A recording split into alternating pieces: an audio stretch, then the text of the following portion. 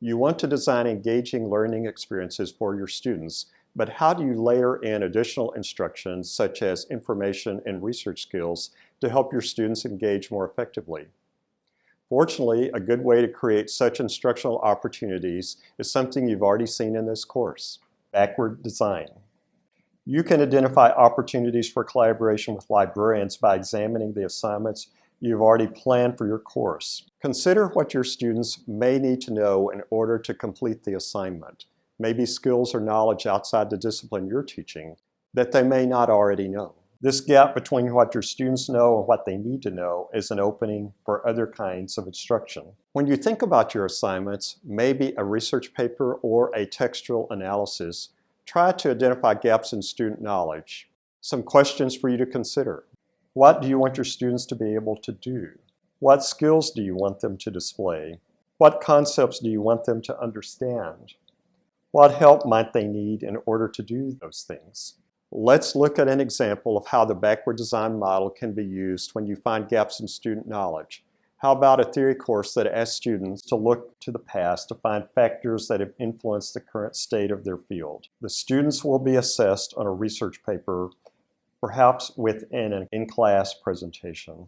Because the course features lectures about changing theories and approaches over time, along with readings and in-class discussion, the students will have a lot of information to help them select a research topic.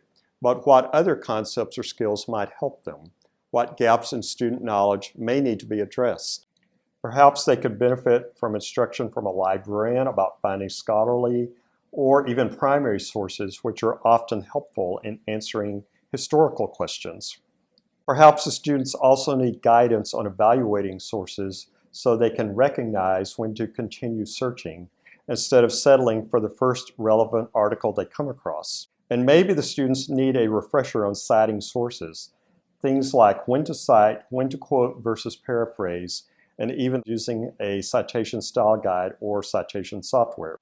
Now that we've identified these skill gaps, we can design learning outcomes relating to them. For instance, use appropriate scholarly and primary sources, and cite and quote sources ethically. Next, let's consider the assessment.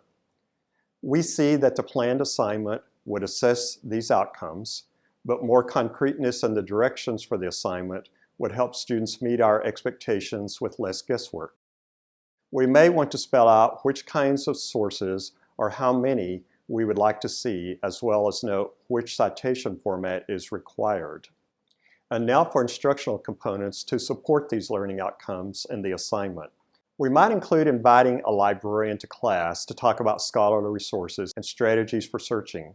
Maybe we assign readings on evaluating sources, focusing on standards such as source credibility, timeliness, and bias. As the time comes for students to begin writing, we could remind them about online help for citing sources. As you can see, using backward design can help you find opportunities to address common gaps in student knowledge. The best part is that using this method will help improve student learning outcomes and build hands-on skills. If you would like help thinking about a course or assignment within a course, our subject librarians would be happy to work through this with you. A link to the library's list of subject librarians is included in the resources for this unit.